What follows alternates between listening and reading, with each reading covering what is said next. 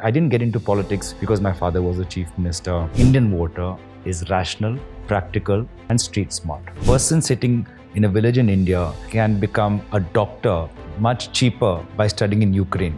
Somebody like Narayan Murthy ji who says, we have 70-hour weekdays. I think that's only a privilege that a male can say. It happens in India that, there is a ghastly assault on a woman and then we all rise up, condemn it. Incident passes, that assault passes, and we go back into our patterns. Northeast women are especially targeted both for their looks as well as for their fashion sense. The security guards often ask you for your passport, refusing to believe that you're from Northeast. We grew up singing songs from the 70s and the 80s, so we don't have that much of a language barrier. I should not just be representing Assam, but the broad Northeast also. What I tell the people in the Northeast is to also not beg for attention. I think it's very important that we own our story, we own our struggles. We have to tell our stories. Instead of bringing about peace, I saw politics bringing conflict. And why are you in the party that you are?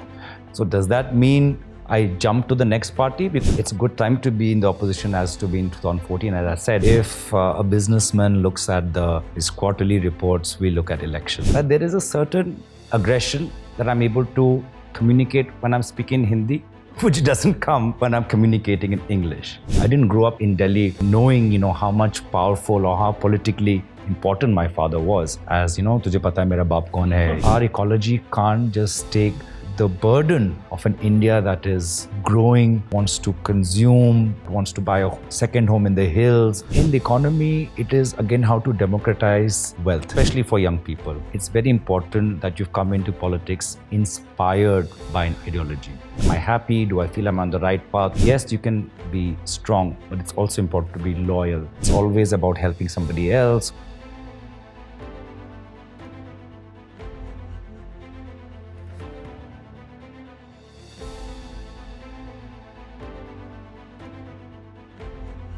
Welcome, Gaurav. Hi, thank you. Thank you for having me. And thank you so much for coming. And so, the show is about Delhi and people in Delhi, stories from Delhi. And but, when I hear your command over Hindi, you seem more of a Delhiite. Absolutely, absolutely. Sometimes I say that having grown up here, I've taken on a strong element of Delhi Punjabi in my being also. As opposed to obviously being from Assam and also being very much an outsider, growing up in Delhi, being from the Northeast, growing up in Delhi, but also as much of, absorbing a lot of what Delhi culture is and the vibe of Delhi also. But that's what I wanted to ask you, that, Delhi can be a city of contradictions. It's very welcoming in many ways, but also can be very alienating.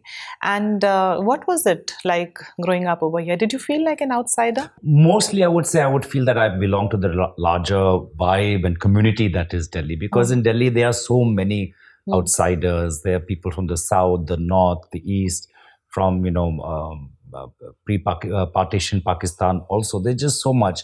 And I think, so I having gone to a convent school where there were people from north, south, east, west, I didn't get that in my formative years, that here I am, somebody from the outside. But yes, when I was in college, in university, those differences became a bit more sharp. That here is predominantly North India in studying in university college, Delhi, Haryana, Punjab. And here we are from the Northeast, being a very small minority, and therefore having to explain ourselves and talk about ourselves and showcase ourselves. But broadly, I feel like Delhi has been, like its weather, just full of extremes. It can go from extreme affection to just being very in your face also. But you're from St. Columbus, and school is a very protected environment, like you're saying, and the college is when it hits you. What were some of the most frustrating stereotypes you faced as somebody from the Northeast living in Delhi? And there are a lot of typical stereotypes which people from the Northeast face here. Actually, the first one I did face was not in Delhi; it was in Agra. And this is something that many people from the Northeast would relate to as well. That when they go to Agra, to a Fatehpur Sikri, or to a Taj Mahal, which sees a lot of domestic as well as international tourists, the security guards often ask you for your passport, refusing to believe that you're from Northeast. They're thinking that you are some international tourist. So that was my first brush with somebody with some just showing a lack of understanding, awareness, empathy, and believing. And then you typically had to do the Delhi way, which is just to brush past and turn on your level of aggression, and that's how you navigated that conversation. Yeah. But predominantly, that's where I first felt. Other than that, I remember. Because there's always, you would actually see the opposite. You would see a Delhi Heart where there are stalls from Delhi. You would see concerts in Connaught Place where you get artists from Delhi, from the Northeast, such as Papon. In fact, the Assamese community in Delhi also have their own association. And therefore, we were always part of this umbrella group of Assamese families, and therefore, where we could reconnect ourselves, which I think Delhi allows you. It allows you the Telugu Association, the Tamil Association, the Assamese Association, the Bengali Association. So you felt having that space, but also feeling the need to have an association. Yeah, that's what I was going to say. To belong to a community. Yeah, because there was a period in Delhi for a long period, I feel, is that when there was a lot of alienation of especially students from the Northeast, and a lot of misunderstandings, and I find that one of the meanest things about Delhi. Absolutely, but it's also, it does exist to the Northeast. It exists to, let's say, people from Africa. We have heard, we've read stories about how people from Africa are stereotyped in a particular way. And most unfortunately, it is a microcosm of how women are looked at in Delhi. And therefore, one of the things and aspects about Delhi that hopefully needs to become better and keep on improving, which is its, how it makes a woman feel in terms of safety and secure and being able to express herself. Because the Northeast women are especially targeted both for their looks as well as for their fashion sense. Yeah, true. And on the flip side, you've always said that though you've lived in Delhi, Assam is where home is.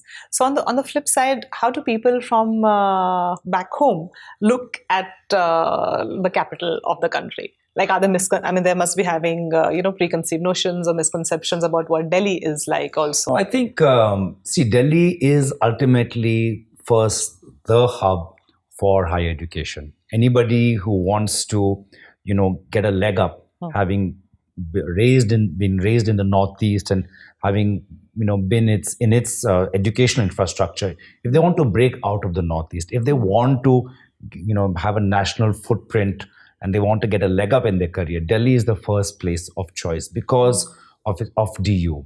Everybody wants to be in Stephens, in Hindu, in LSR. They want to be in engineering and IT. So Delhi is extremely aspirational from a socio-economic point of view.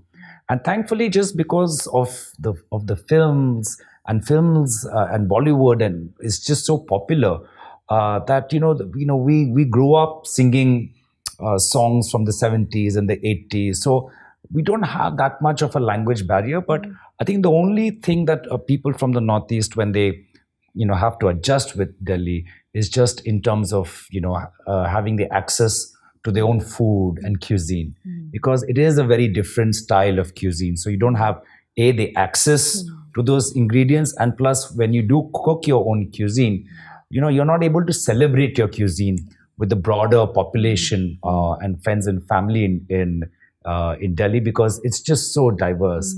And the palate, one needs to adjust their palate.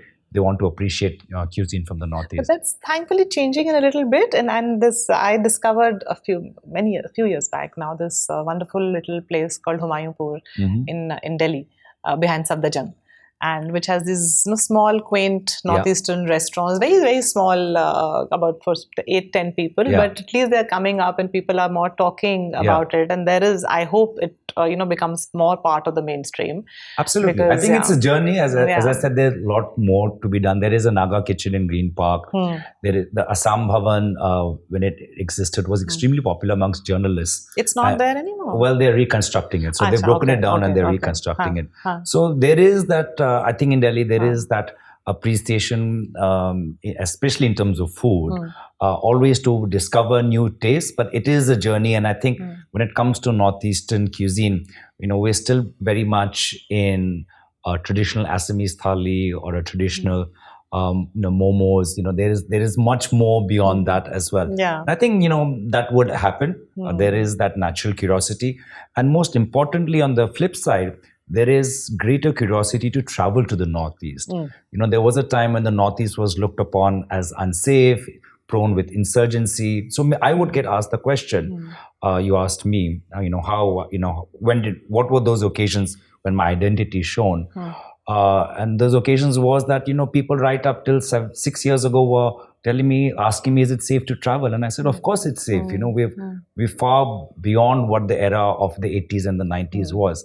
But thankfully, I do see a lot more people now traveling to Meghalaya, exploring the hills of Sikkim, traveling to Arunachal for the Zero Music Festival. And even though I am from Assam, I always promote traveling to the Northeast. And I say, if you come to Assam, if you're coming all the way to Assam, might as well go to a neighboring state. Makes sense. Assam is of course the first stop. If you're coming in, might as well just hit one more state and see a different side of the Northeast.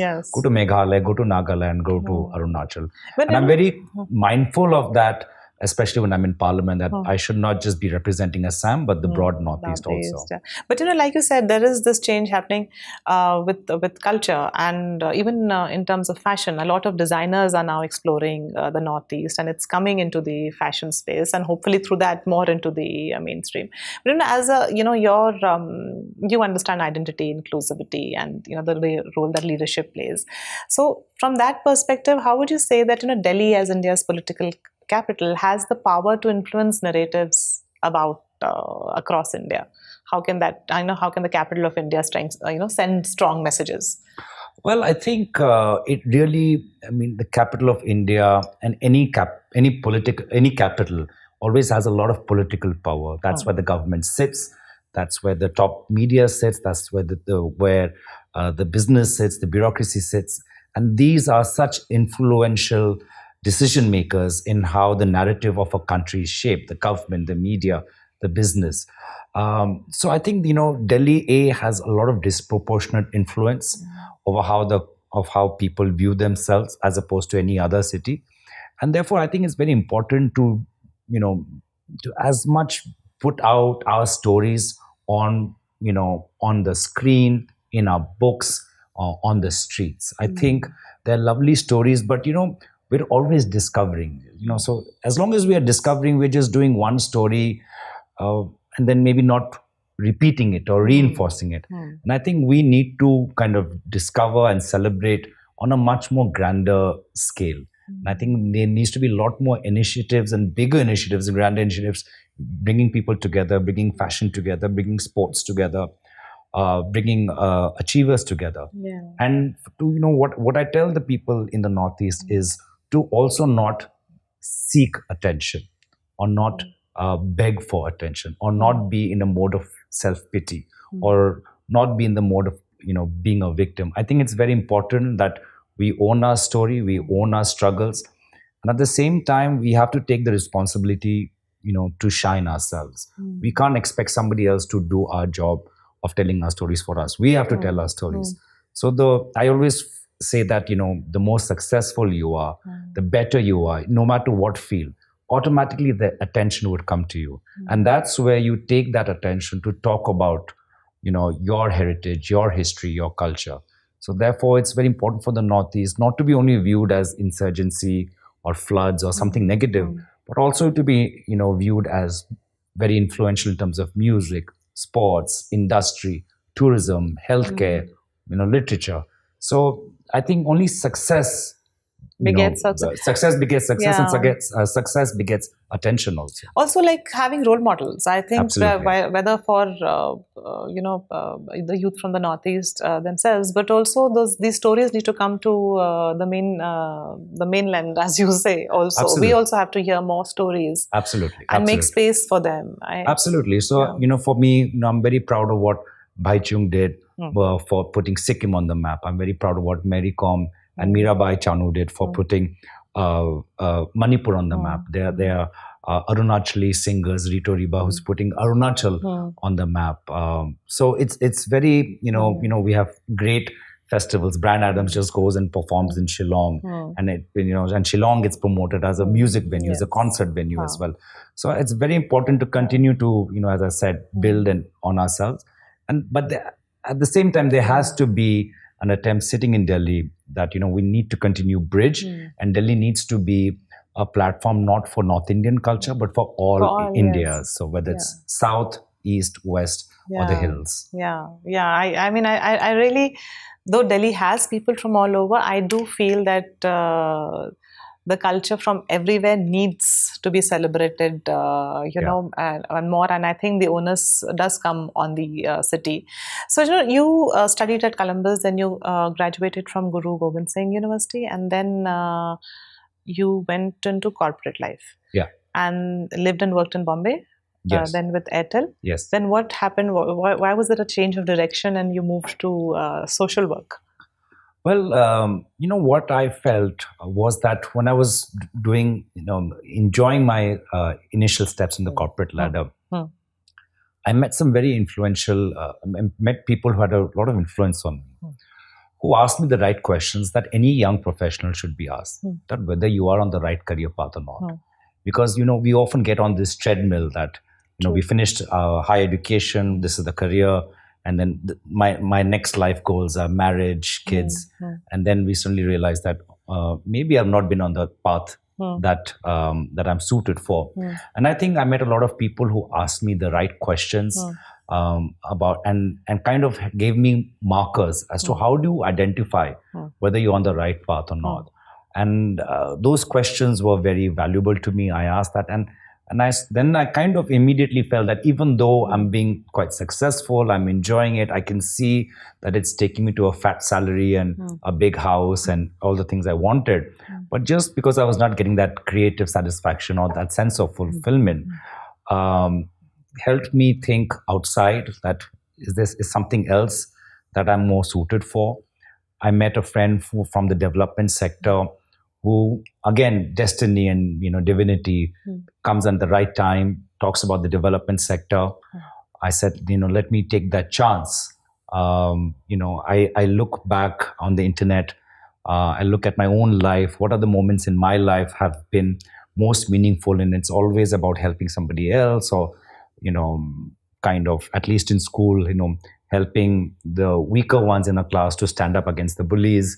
So I kind of enjoyed that work. And when I saw that there is a space, there's an organization in Delhi working with young people on positive attitudes, on life skills, looking at educational curriculum, helping young people, getting the tools to resource adolescence and college life. I immediately saw that was a fit. And I literally flew back to Delhi and pestered this small NGO in east of Kailash, saying that I want to work with you. They refused to take me, thinking I was some lunatic. But I said, I want to work for you. I'll work for you for free because I am very clear that this is the kind of work I want to do. And, and once I got in, and the initial experience of working with young people in Delhi from government schools, from more privileged schools, and talking about the same things about how to navigate adolescence and mental health and, trauma and seeing that, how much impact it had, like that really gave me that positive aha moment that, this is my path. And I just continued. I'm just curious, what were the questions the right questions which were asked? Well, first there was a book that I just read by the Dalai Lama. It was called The Art of Happiness, which kind of defined happiness, right? So that was a marker. Where am I happy? When I'm at that corporate party, when I'm being celebrated for my work, am I feeling a sense of happiness or not? The second question, which was asked to me by another person, was, what are you seeking? Are you seeking power, wealth, or fame? And I think that was also it's a nice question to go for. Am I seeking to be famous? Am I seeking to be wealthy? If I were to put them on an ascending ladder at the hierarchy of Maslow's law, what would be the top one? And it turned out to be power for me. But power not for my own personal vanity reasons, but more about to have an impact. And just being in a corporate, that's not the kind of impact I wanted to create, which is more profits for my company. The impact for me became about a social impact and transforming the society. Then how did you pivot towards politics? Well, politics coming from a non-profit world is a very organic transformation. Because, when I'm in the non-profit world, whether I'm working on an educational issue, environmental issue, welfare issue, working for disabled community, in the end, I have to go to a policymaker to say that this is what we've done as a pilot with 1,000 schools. This is what we've done in terms of our experiment, in terms of our curriculum. This is the kind of work we've done with farmers in 10 districts. But if you want to achieve scale and ramp it up quickly, you have to go to the decision maker sitting in government.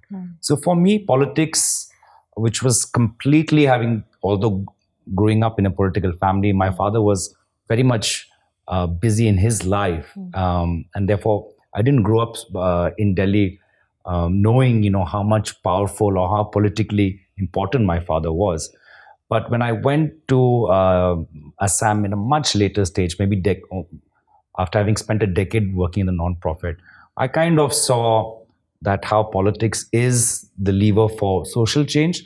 But more importantly, in Assam, which was being from the Northeast, had gone through so much violence in the 80s, 90s, to have seen politics play a transformative role in bringing about peace kind of showed me the greater role that politics has, which is about bringing peace, which I don't think an NGO could have. So therefore, again, going back to one of my recent speeches in Parliament inside Manipur, I was very dejected when I spoke about Manipur inside the Parliament, because here I saw politics, instead of bringing about peace, I saw politics bringing conflict. So therefore, as I said, it became a very organic journey, and in a way, it became my own journey and my own story. So tell me honestly, when you entered politics, your father was the Chief Minister of Assam and, deeply respected leader from the Northeast. So I'm sure it gave you the advantage of a constituency. Sure. But then, did you have to kind of fight the political legacy tag as a young politician, or was it? I mean, my sense is that I'm grateful. Yeah. For the family that I was brought in, and for my father being there, because I learned so much about politics and as a tool for change, because I learned it from him. I had the best mentor at the best school. I learned about the complexities of the Northeast and of Assam, which you really can't have understood by reading a book or by doing a PhD. I learned about sacrifice and struggle, because he initially started his career as a ward councillor, in Jorhat.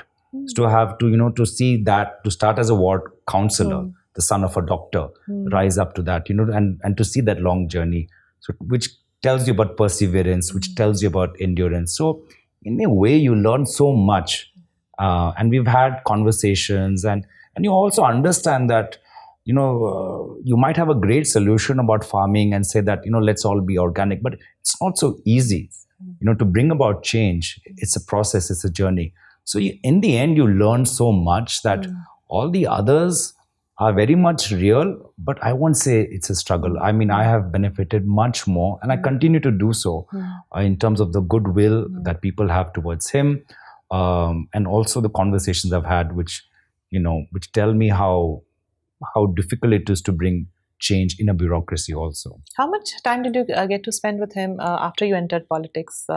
After I entered politics, a lot. Before that, hardly any. So it was two very different sides. I remember my earliest memories, going back to Delhi, was, he and I, we would live in a flat in North Avenue close to Talkotra Road, and we would go to Gold Market, and there was a small hair salon where we used to cut our hair for 10 rupees, and it's called Anand.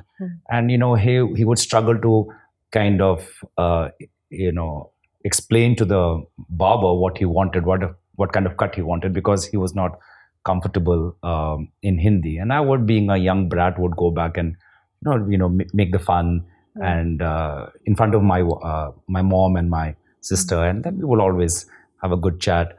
And then, so from there, being, as I said, it was initially my own journey of going to Bombay, coming back to Delhi, going into non-profit. He never put in any kind of pressure or demand. Neither was I going around and flaunting my identity as, tujhe pata hai mera baap kaun hai, like Very absolutely Delhi thing. I was doing the complete opposite. Like I was hiding my identity. I would say that my father works in the government and that's that. So wherever I would go work, I would always, not kind of show that, because I understand, being in Delhi, how attitudes towards you changes once people know your background. But later on, once I got into politics, it was just, every night we would talk and talk, and often there would be stories about how Assam was in the 80s, 90s, and he, as a politician, had spent a lot of his time outside of Assam in different states also. So he helped me understand my party's history in other states as well. That you're lucky then that you Absolutely. got that. Yeah. And did you feel then, like you're quite quite not a typical politician in terms of how the image goes. You're young, you're from the Northeast, soft-spoken. What was it like starting out in Parliament? What were people's attitudes towards you? I think, and to now becoming the deputy leader of the opposition in the local. So when I first won in 2014, the attitude in Delhi towards my party was very different. We have come down to a very historic low of 44. We would go on to lose the Delhi government in 2016 after 15 years of Sheila Dikshit government. So you can understand, any place I went inside Delhi, people would asking me that, why are you in the party that you are? And, it was completely, even if you go to a party or to a New Year's dinner or anywhere, you just have random people coming up and giving unsolicited opinion. So for me, it was very much of just kind of enduring that. And it, in a way, reminded me of the history of my party in Assam also, with something which my father had faced in the early 90s, when the party was so unpopular that, if there was a wedding in his family, he was not invited because of his political membership. Right? So it was at that level that, the society at that point of time had this view of the party. So, Delhi was very challenging, challenging me, challenging my beliefs, challenging my aspirations. So, but, for me, when I make up my mind and when I'm clear and I have that clarity, it's very hard to push me off my path, because, I'm clear as to what I want. And and I keep on, as I said, going back to the Dalai Lama's book. Am I happy? Do I feel I'm on the right path? Would I continue this? Would I leave this? And I was, all my answers were affirmative, that this is I have to go, and we have to survive, and we have to endure, and we have to take it, past this phase where people are questioning our values and our political ideology. And lo and behold, comes 2 years ago, and Rahul Gandhi does a Bharat Jodo Yatra in Delhi, and the streets of Delhi are packed, and people are leaning over their rooftops, shouting to him, waving to him, walking with him. I was part of that walk. So for me, it's a huge transformation of how Delhi was back then, earlier on, especially attitudes of young people in colleges, as to today when I interact with college students, how their attitudes have changed. And again, I see this as in the right direction, and I'm again grateful for all the support, goodwill, attention, whether solicited or unsolicited. I think they all have played a role in where I am today. And how's your role as the deputy leader of the opposition in the Lok Sabha? I mean, for a young parliamentarian to be chosen for that position, do you feel attitudes changing towards you from? I mean, you're a young parliamentarian, 2014 to now, and how does it feel? No, I mean, I think it's a great responsibility. It's a good time to be in the opposition as to be in 2014. As I said, we were in much lower numbers. We were 44, we were in 19, we were in early 50s, we are 9900 now. The opposition, as you saw in the recent bill over the Buff amendment, when the votes were tabulated, there were not too much separating the ruling coalition from the opposition coalition. So to be part of a vibrant opposition, and therefore we have that role in holding the powers to be to account, asking for transparency, asking questions which shed more light on different policies. There is a great sense of responsibility, and I think again, if you are good in your work, if you are sincere, and if you are humble, no matter what your age, you get the respect from your colleagues, no matter how senior they are. A lot is spoken about your soft demeanor, and I think it's a kind of because especially in a political culture which is more tilted towards aggression and noise. In fact, I saw a very interesting podcast of yours where you actually told the person taking the interviewer that please don't mistake my calm demeanor for my party's stance in the Northeast. I found that really, really interesting. Yeah. And do you feel you constantly have to be in this position because you're a different kind of politician? See, I don't mind being. I work best when my thoughts are collected. I articulate better. I'm able to explain better, and I'm able to listen better, right? And that's part of any conversation. If you're having an argument and I am in a hostile, aggressive mood, I'm not able to listen to you. I'm trying to speak over you. I'm shouting down on you. I might not even be answering your question because I've just been emotionally so worked up. So some people are calm. Even a boxer, who's boxing, he might be doing a lot of activities, but in his mind, he's extremely calm and collected. He's not working in a fit. He's not boxing in a fit of rage.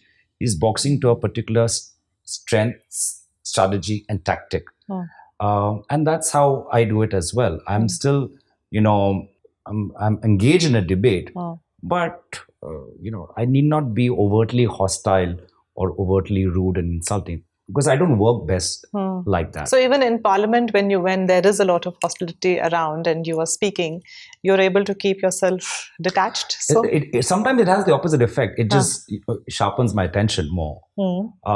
Because, when you hear, which is normal, I'm guilty of the same also. I can't, claim to have the moral high space. I'm very much heckling and jeering when I don't agree with what my colleagues on the other side are saying. But in my mind, when I hear that kind of, I think for me, it just sharpens my focus. It helps me concentrate a lot more, because sometimes I can, while speaking, get lost in my own thoughts and I might start even rambling. So that kind of helps me. And again, as I said, one need not, one of the politicians I look up to, and I've said that public, and I've said that in my podcast as well, is Sushma Swaraj, the late Sushma Swaraj ji, when she was the leader of the opposition. Here was a lady who was fierce, who was combative, but at the same time very dignified. There was a dignified steel about that, and I see that with our party chairperson Sonia Gandhi ji also. There is a steel and a resolve, and that which need not get confused with any part of softness. So that's something that I try and bring in my element of work. Also, considering language is power in politics, do you feel pressured to speak in Hindi, or does it come very naturally to you because you have kind of grown up there? And it's very interesting because here is a leader from the Northeast who's speaking in this language. Do you think it makes you more acceptable? So is it a conscious choice, or is it just... What I found and reflected on recently, that, and it's linked to your previous question, that there is a certain aggression that I'm able to communicate when I'm speaking Hindi, which doesn't come when I'm communicating in English. So maybe the Delhi wala kind of comes in Hindi. So which I've only noticed.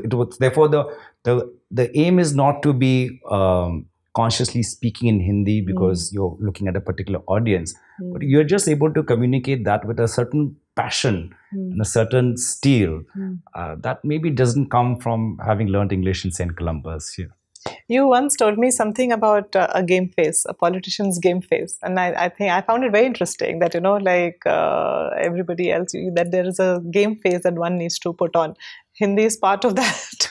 It happens naturally, it just happens naturally.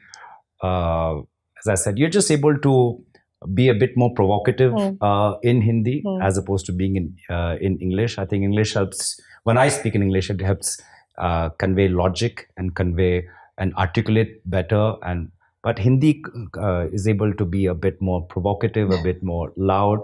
And again, I think, especially in today's political language, Hindi also with its root, I mean, with its linkages and cousins in Urdu and Punjabi, you're able to reach out to a much broader vocabulary. When you're speaking English, you are speaking English. But when you're speaking Hindi, you're able to bring in a Urdu couplet.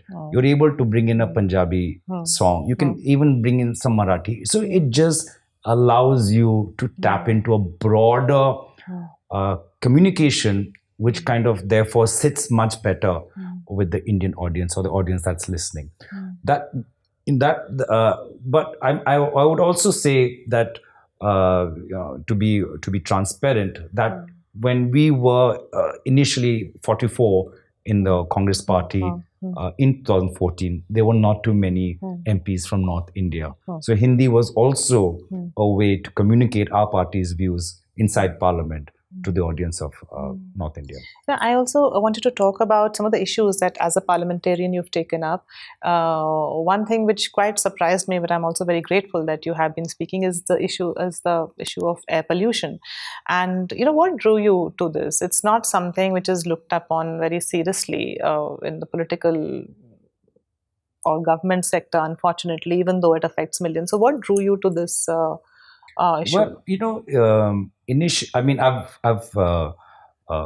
grown up in Delhi, and around 2014-15 is when I'm beginning to see stories coming up in newspapers about how Delhi is, the air is becoming that much more toxic. And often in these articles, the comparison would come to China and Beijing, who faced a similar problem in 2008 during the Beijing Olympics and managed to successfully, some would say, in 2 years to kind of figure out how to deal with that problem. And then, but in Delhi, we kept saying, seeing this happen year after year, 14, 15, 16, 17. And then, you just saw that, and I was also in 16 became a first-time parent. My first child was born in 16. So, and prior to that, I enjoy going out and running on the streets of Delhi, going to a park and running there. So being outside is very much part of my daily life. So all of that culminated that, why unlike China, we are not able to resolve this quickly.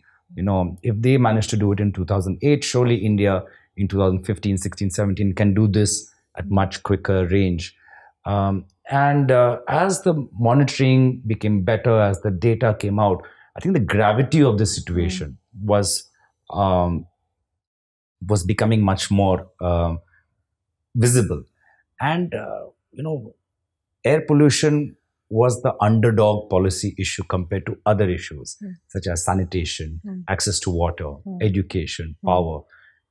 And something about me, I like fighting for the underdog also. And I thought that there are a lot of advocates for all the other things related to education, water, electricity, traffic, safety of women. But this is an issue which is important, affects poor and rich alike, but especially affects the young and elderly more, and those who have asthma issues.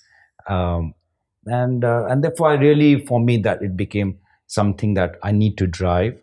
And here as a parliamentarian, I would say that, I managed to create a forum in which there were members of all political parties, whether ruling, opposition, north, south, east, west. And I think that became, for me, very important that, how do I bring other MPs from different political parties on this platform and raise this issue? And ever since then, we've been, the Parliamentarians for Clean Air has become a very established forum. So this is a forum founded by you?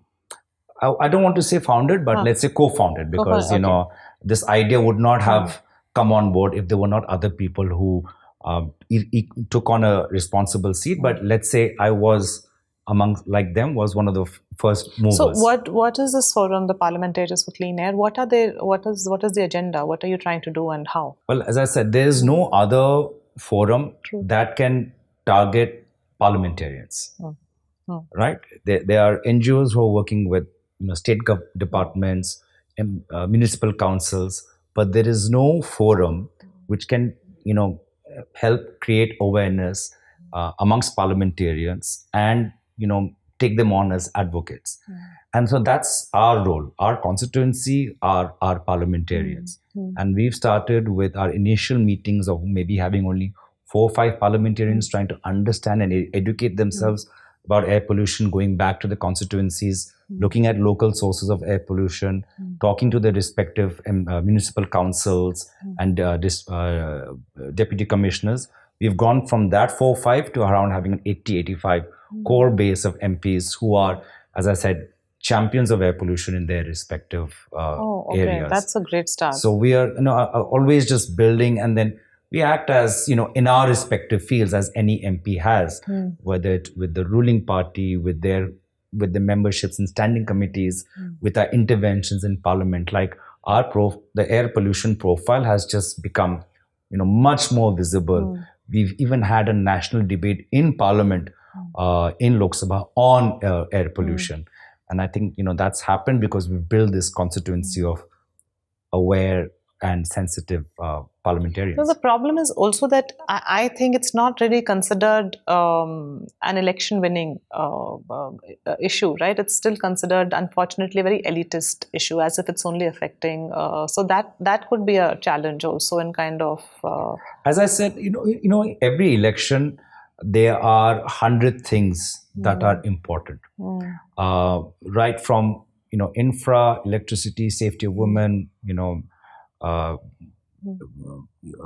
Russians, corruption. There's so much.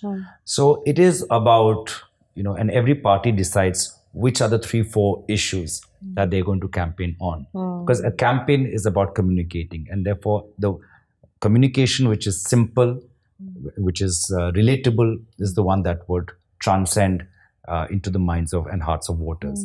So I think, during if we were to look at that strategy, that would not work, because you have to compete with 99 other issues.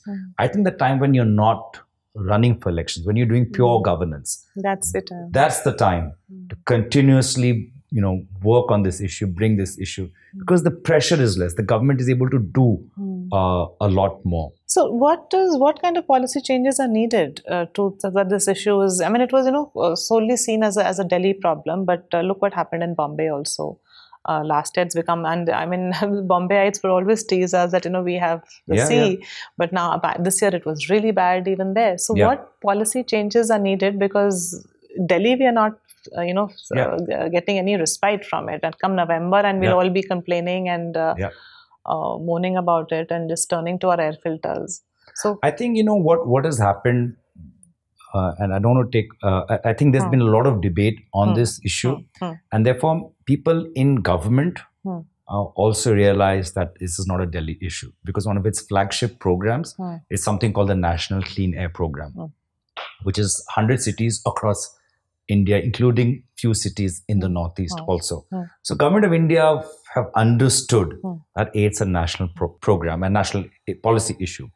What we're trying to push on is a greater sense of urgency, and therefore really trying to link it with health and the effect on our lungs, especially in a post-COVID era. The fact that families are having to leave Delhi because their children can't breathe, or they have asthma issues, or asthma issues have got aggravated much more. The fact that so much of our frontline staff, whether it's the sanitation workers or the traffic policemen, are exposed to this. So I think what the next step is to bring a sense of urgency, and that will only happen when you take air pollution as something that is really severely debilitating your lungs. And I think when that sense of urgency comes in, there would be a sharper focus on how do we go about it. Because in different cities, the problem is different. It is about burning of municipal waste somewhere. It is about congestion and therefore vehicular emissions somewhere else. It's about the emissions that comes from the chimney stacks of small chemical factories somewhere else. So, you need, a palette of solutions customized to different cities, but there has to be the same level of urgency. And I think where we have struggled with is not being able to, really make it a health issue. It's not just purely an environmental issue. Yeah, I It's a think health that issue. shift, that thinking of it as a health issue as Yeah. opposed to an environmental general issue, Yeah.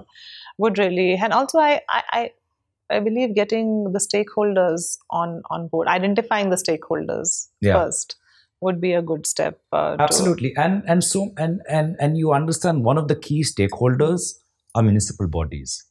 And municipal bodies, unfortunately, in India, have access to funds, but are very limited in the work they are able to do. You have the MCDs here, the NDMCs here. They have a lot of power. They have a lot of access to funds.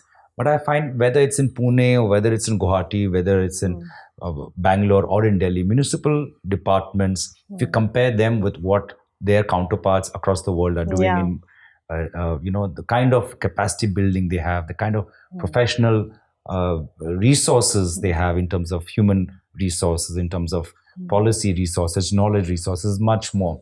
So, we really have to look at municipal bodies and kind of make them a much more vibrant and effective organization if you want to, take a big I completely step. agree. I've been a municipal councillor, and I found it pitiable that one of the only things that we could offer in terms of come November is that start sprinkling the streets. Exactly. It was just Exactly. there was absolutely nothing we could Absolutely. offer the citizens of Delhi. In a way, sometimes I feel panchayats have a lot more resources than an urban municipal council. Yeah, urban municipal councils. Like really, panchayat councils, they yeah. have access to finance commissions, they have access to central government schemes. They're able to they're able to bridge that, and the government works with the panchayat representatives to kind of deliver a lot of schemes and benefits at the village level. Somehow at the municipal, in terms of governance, in terms of coordination, there's a lot more work to be done. And if you make the municipal councillors, which brings in some talented people from cities onto its board and its council membership, if you're really able to make that into an effective institution, think about the work that it can do in all fields, not just air pollution, but sanitation, electricity, water, drinking water. It'll just be a lot more. No, the municipal corporations do have this. They have this option of bringing in some 10, 12 people every year as nominated members, but unfortunately, it always becomes a question of who's in power and who they want to oblige, as opposed to getting people who are rich in different fields. Another issue which I've heard you speak a lot about is about youth engagement, and I'm just curious, why is youth involvement in politics so important to you? Well, as I said, I left the corporate career to join the non-profit career to work with young people. Yeah, you said that. Yeah. So I've been concerned about youth and adolescents and education and social and all the different aspects of a young person's life. Since for the last 20 years almost. So it's only now as an MP, as a parliamentarian, I'm trying to advocate for the same issues that I was speaking on earlier on.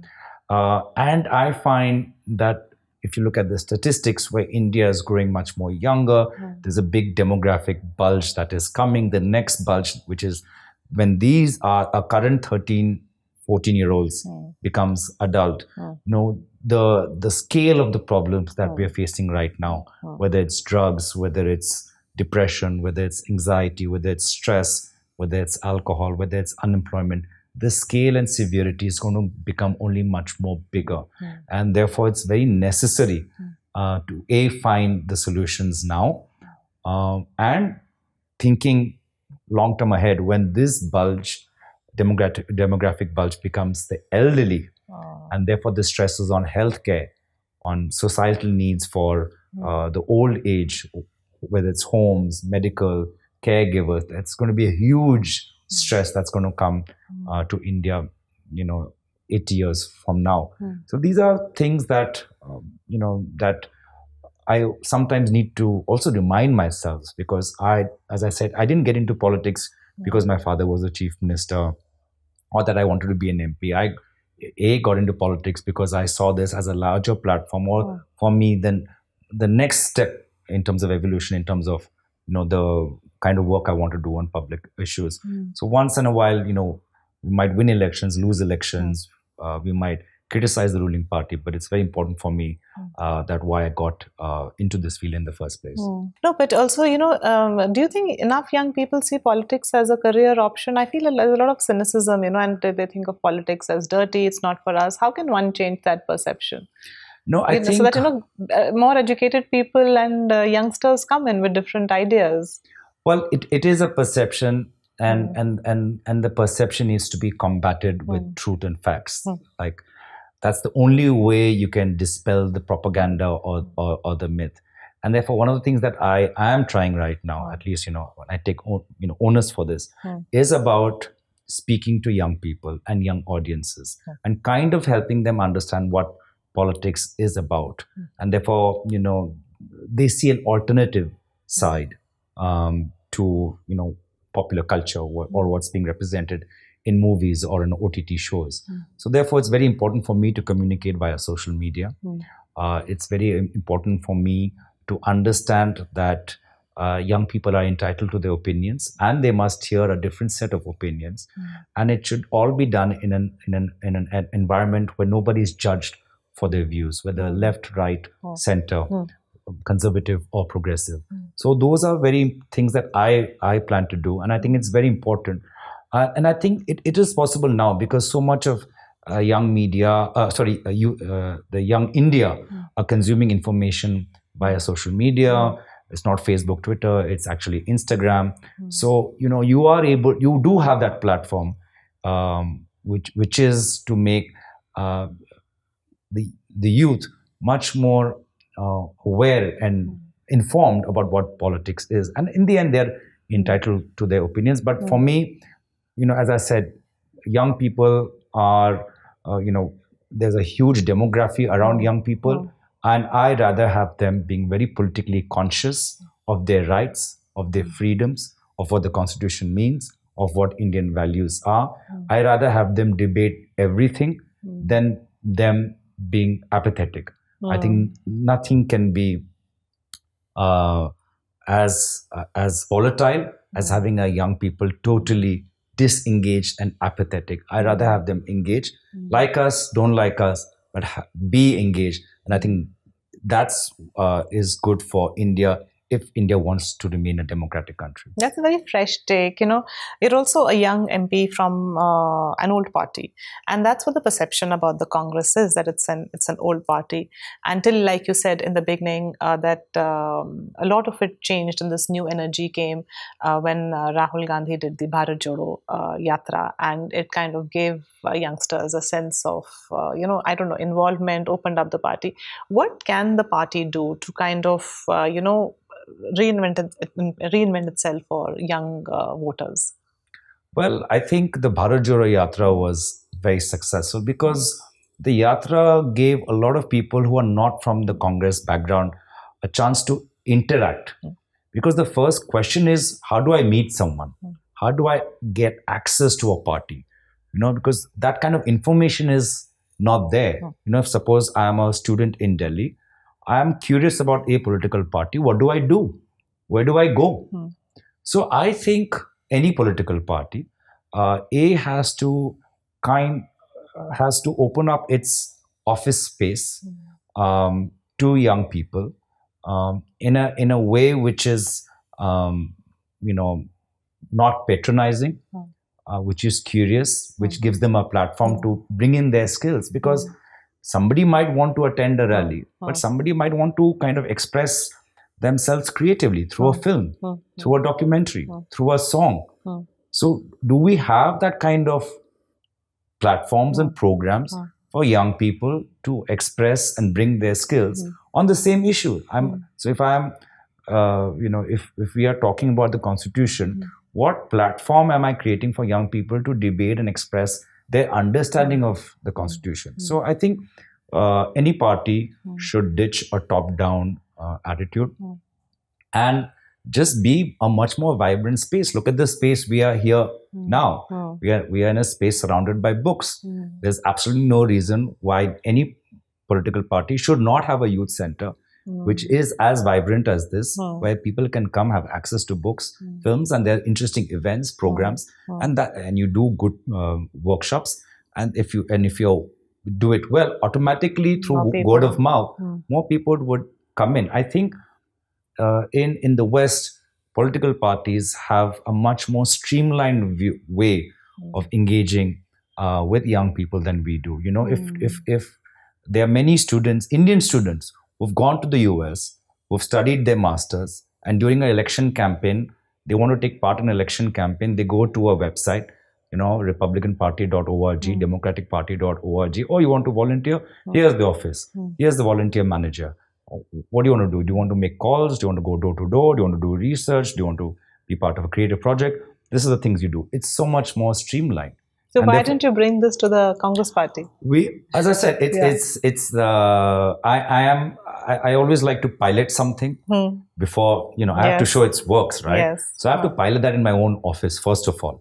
So these are things that I try to do in my own office. We try to have a vibrant volunteering program for people to come in and volunteer, not just from Assam, from across. And then as we do it in a pilot format, we understand what are the challenges also. Their college exams, you can't pay them, it's volunteer. So you understand this, and therefore you're able to, you know, kind of sharpen yourself. But as I said, if you want to attract the youth, have this space which opens up to young people, B, have that sense of culture towards young people, and C, give them the wide breadth of options to engage with you. As I said, not everybody. Somebody would love to come to a rally. Somebody would love to provide the logistics for a rally. And third, somebody else would like to contribute in some other way. I think it's a brilliant idea. I personally also do feel that culture is a great way to connect with people and build bridges. But you see, in politics, power is seen as a recipe for change. But it's not always that. We've seen numerous people come into power, not fulfill the promises that they had done. What's one political illusion you wish that people could see through, or a myth about politics? You know, I wouldn't like to say myth, but something that, you know, I think about, and it applies to me as well. That you know, what I said in the beginning was I came to politics because I wanted to have the power to make a social impact, which I could not have done to that scale if I was in the non-profit sector. But there's an assumption in this, which is that you have been elected to power.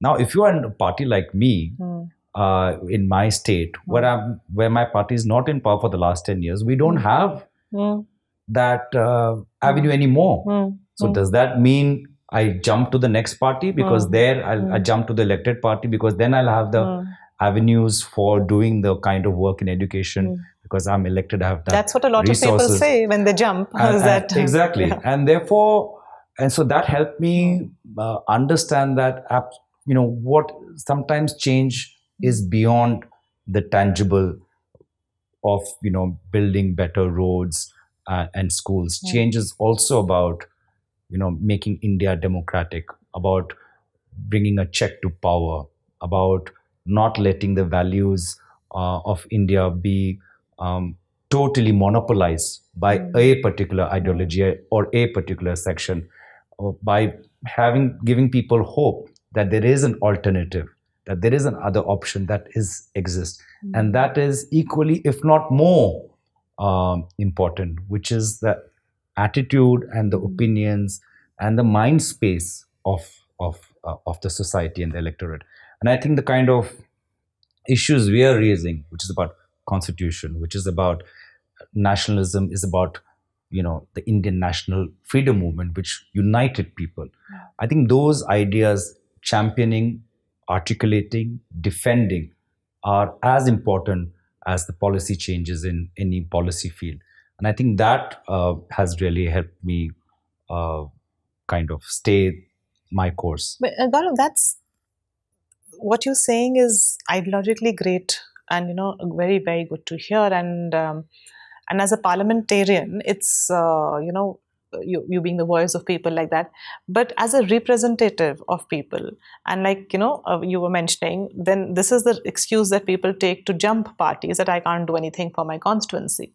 So there, do you not find it frustrating, or do people not feel this thing that you're not part of the ruling party? Then how do you serve your constituents to the best of your capacity? And you won by one of the highest margins in the country. Yes, but as I said, even if I had lost, would that have been the reason to have switched my political ideology and jump? Like I can't speak for others, but I could not have justified that for myself, because I think especially for young people, it's very important that you've come into politics inspired by an ideology. You've grown up in an atmosphere where you've idealized a person, a movement, a party, and you've grown up in that, So when you're jumping, you are saying you're negating a lot of yourself. You're negating your formative years. You've negated your family influences. You've negated all the books you've read, all the events you've been. You've negated the entire journey just for a transactional purpose.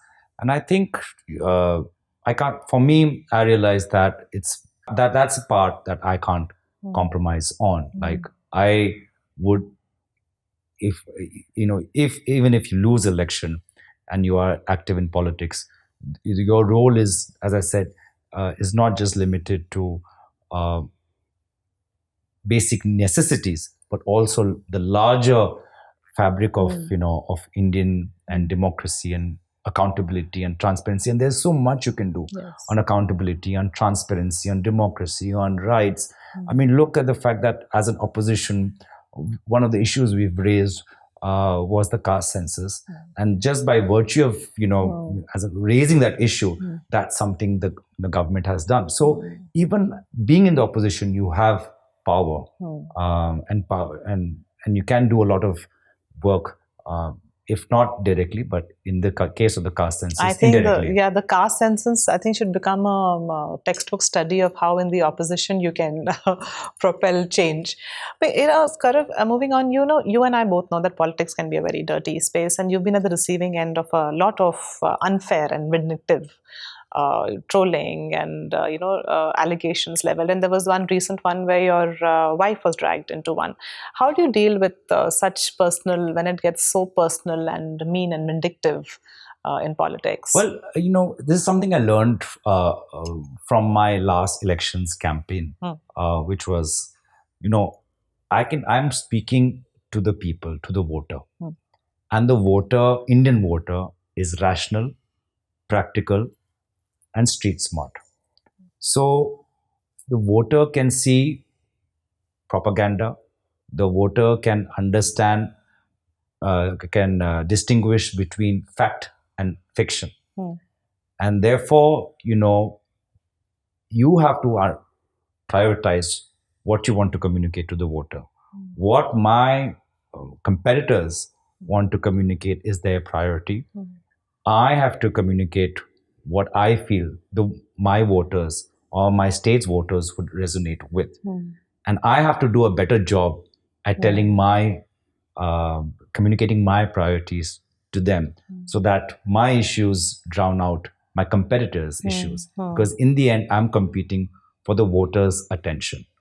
And therefore, politics is, as I said, is extremely combative, can be very extremely hostile, but you just have to make sure that A, you have a thick skin, B, you have a supportive family, and see that you don't get distracted. And you weren't. I mean, it's not that you screamed louder than anyone else when this happened. I think you just followed your. Sometimes clarity speaks louder than noise. Yeah, apparently in this case, yes, it did. I have to ask you, and you mentioned having a young child. You have two young kids, yes. And you're a hands-on father in a space where many male politicians don't even talk about their families and children. So this is a question which would come to a lot of female politicians, but not often women. How do you balance work and fatherhood? Well, I mean, I'm very conscious about Hmm. about time Hmm. and about communicating to my children that why is their father not consistently 24/7, 7 days a week, 365 days a year with them. So A, I have to communicate that. B, children who grew up in political families, families of sports person, and families when they're military, somebody serving in the armed forces, they don't have access to one of their parents all the time. But there has to be a sense of predictability that if you're in the active in the field of sports, here's this tournament and you'll be back after that. There's a routine in armed forces. You will be away for these many months and then you're back. And therefore, I try to bring that kind of stability in my routine. That if I'm traveling and I'm active in my state for these number of days, I'm going to be back. And I think that stability kind of is reassuring for them.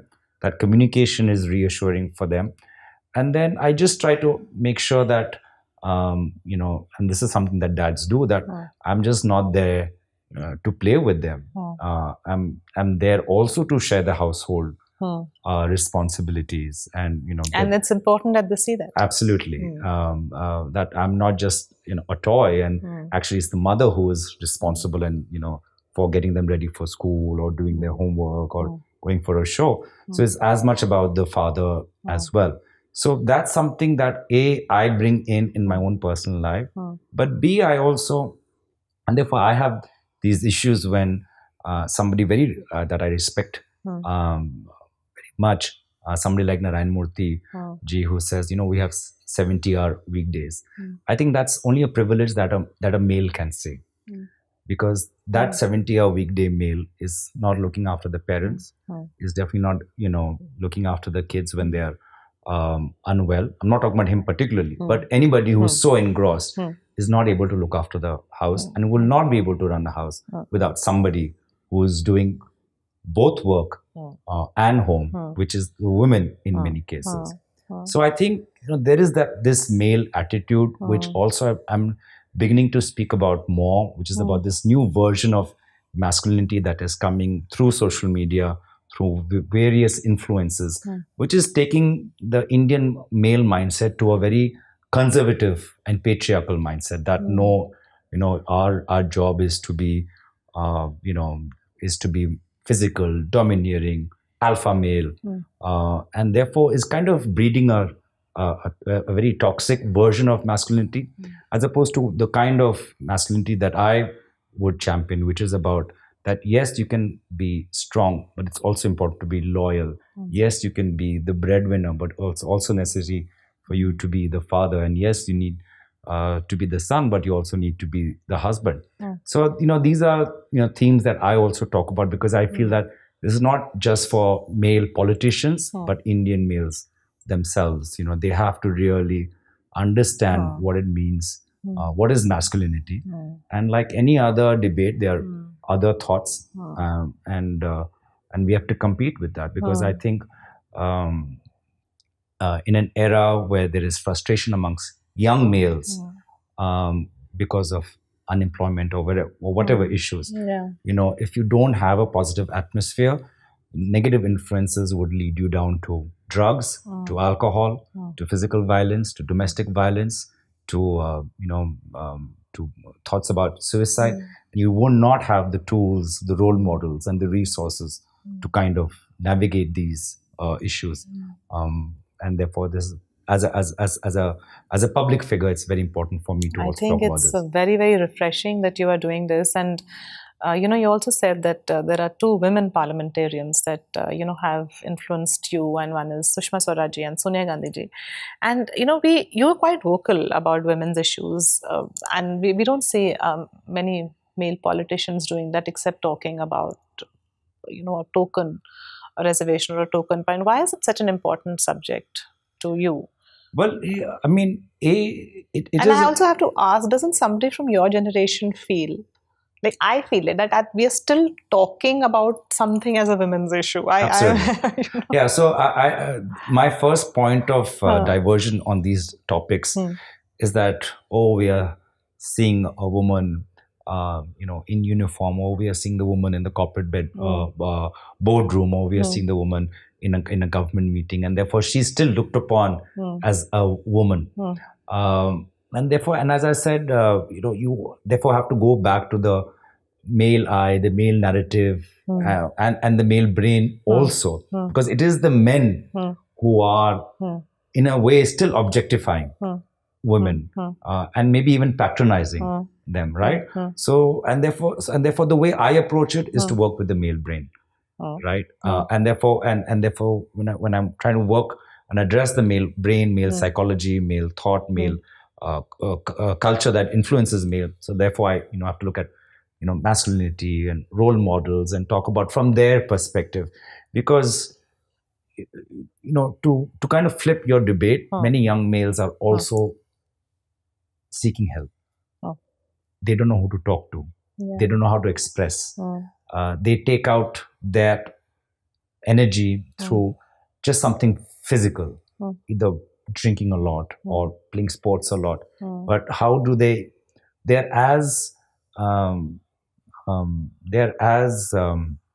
vulnerable as a woman, in a way that they don't have access to a lot of tools and resources, and it's not they don't, and there is no language to address that. So you might have a language around feminism to talk about female empowerment, female leadership, and you might have different versions and have a debate. But around men, you don't have that. And while I think feminism and female empowerment has crossed, say, many milestones and many more milestones to cross. It's a journey that continues to evolve. I think in terms of the evolution of the male psychology, we are very much at the initial stages. The men's movement hasn't progressed as the feminist movement has. Yeah, absolutely. Because you see, feminism as a theory, as a debate, as a science, as a curriculum, has evolved so much, and it has won so many victories in terms of the right to vote, the right to be represented, the right to have safer spaces. But and I know that I'm saying this from a point of privilege, being a man, and men have been the traditional, let's say, brokers of power. But now, when we need to kind of reinvent ourselves and reinvent how we look ourselves and reimage ourselves, it's only in the last, I find, as someone having just casually observed this subject, only right now we found the language of positive masculinity. And this is a term that's just come up in the last, let's say, 4 or 5 years. Some work being done, some debate is being done. But what happens in India, that there is a ghastly assault on a woman, and then we all rise up, condemn it. We talk about how Indian males need to change, and that incident passes, that assault passes, and we go back into our patterns. And therefore, I find that this is something that we need to continue to work on, not only in terms of, as I said, the relationship between men and women in India, but also how men deal with their own traumas, with their issues, with a father or a mother, or the assault that they might have faced, or the challenges that they don't know how to navigate or communicate. So I find that's very important. And one of the things that we need to do, especially as a political party, which is so dominated by men and powerful men, and when communication and emotional communication is sometimes not given as much importance as it needs to be. I think we need to even look at political parties and make sure that our spaces, A, are more friendly and open to women, and B, as men, we have to work with the young males in our party, because we have such a captive audience, because there's so many young males who are part of this. So I'm trying to kind of bring that into my conversations with the younger members of my party as well. And I think, we have to work on this. Yeah, that's really refreshing, because I think one of the things which will really make a difference is having positive role models. Yes. And youngsters always are looking at role models, and I think that would make a huge difference. And also, have more women in politics, not just as tokenism, but as actual stakeholders. Right. And like one of the things when I remember, and it took me some time to kind of articulate it because I couldn't understand it, is when I was in the constituency or going around my rounds. Though I'm from an urban, I was in an urban municipal body where 50% of the seats are reserved for women, but there was just so much male energy. Absolutely. Because even when you're in the constituency, reaching out to people, women are not Absolutely. part of those who are approaching you. And I always used to say that this reservation is not for one woman. The whole idea is that it opens the space up for other women and other Right. voices to come. So I hope that also kind of happens. You're absolutely right. So the aim is to not just look at increasing membership, but to redesign the space also. And it goes back to what I was saying, that how political parties need to redesign themselves if they want to attract more younger people, and therefore have to understand the sensitivities and the cultural orientation of young person, and therefore we have to redesign the spaces also, so that it becomes much more warmer, friendlier, less imposing to women and female members as well. I hope you're part of this change and it happens in the Congress party. Well, as I said, the first step starts at home. So Yes, I need to true. look at my own Yeah. office and then my own space, and not just just speak on platforms such as yours, but kind of try and make those necessary changes myself. Talking of spaces, there's I've been looking at your social media accounts, and you've opened yourself up in this space and are sharing more. Is that a conscious decision to use social media to connect? Young people are taking information from social media. They're not reading newspapers as much. They're not looking at TV as a source of news as much.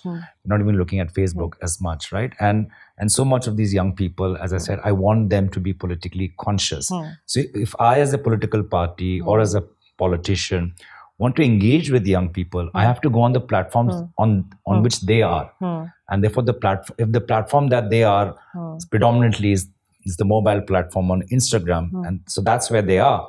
So therefore that's where I have to go myself and kind of be myself, express the same ideas, express the same issues, but in a way that fits that platform and fits that the format of the Instagram reel or the Facebook short.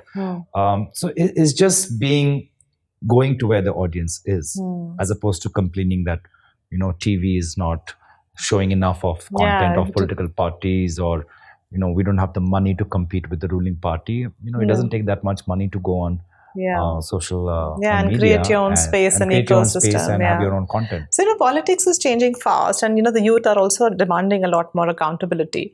Where do you see politics headed in the next decade or so? No, I think it's going to go through a lot of disruption, and I think as technology, as artificial intelligence becomes even much more dominant in our lives, I think that's going to really change politicians and politics as well, and it's going to disrupt both positively and negatively, and therefore the monopoly of legacy media would decrease, which is good for debate, but at the same time the risks of morphing and the abuse that happens on social media because somebody is anonymous or using a different handle, I think those risks also come up. But broadly, I feel that technology, although it concentrates a lot of power in certain tech companies, that is something that we need to break, because all a ruling party has to do is to establish some sort of influence over those big tech companies, and then they have access to the entire platform and its viewers. So we have to be mindful that tech is not concentrated in certain companies only, and there's a check and balance that governments do not have that overriding influence on this. And tech is also democratizing information. It's taking it to new audiences, rural, remote, elderly, young people. So that kind of democratization of information and debate is good and is a positive disruptor. What is often discussed in or pushed or trended in social media, and actually what what people care about are two very different things. So how can one, what are the real priorities of an Indian politician now? I mean, I would say predominantly in the economy and ecology. In the economy, it is again how to democratize wealth, because wealth has got concentrated. We have a lot more billionaires than we do, but our middle class has not expanded as much, and there is still a huge population which is dependent on free rations. So wealth, has to get decentralized and democratized, and therefore your economic model cannot be about building the fortunes of the big companies, of the big businesses.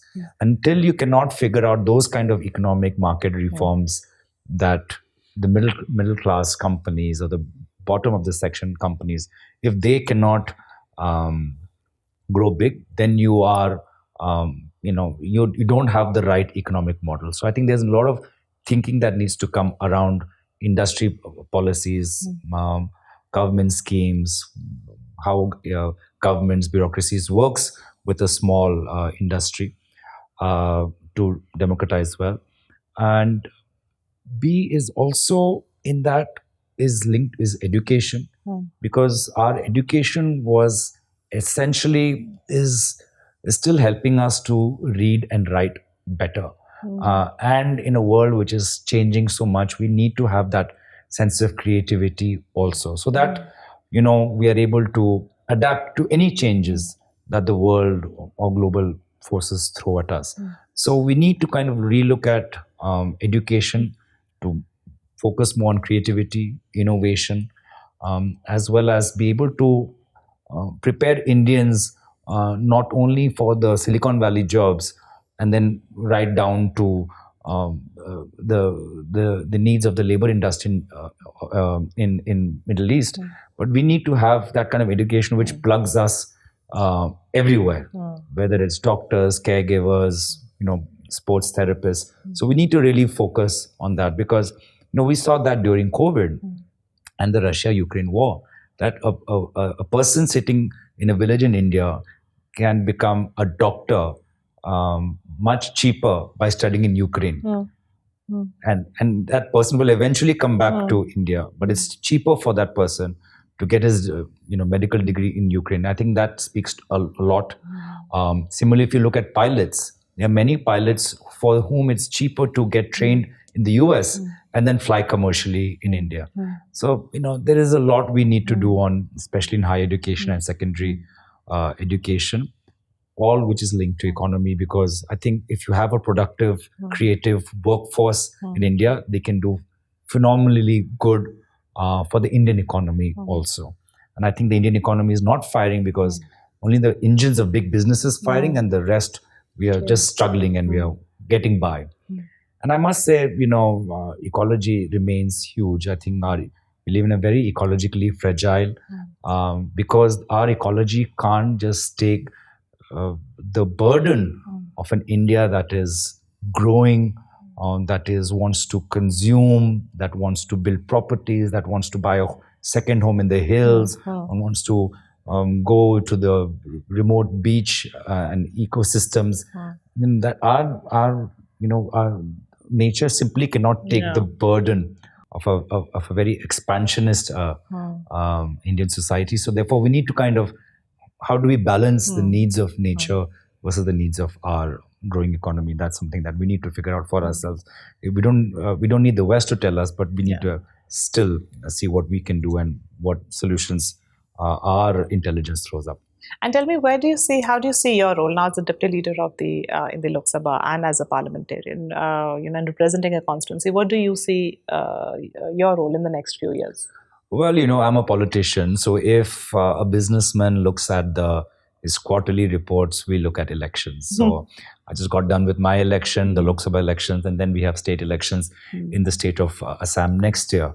And I think that's why also we see a lot of this propaganda that is coming up from my competitors in Assam, essentially because we have elections next year.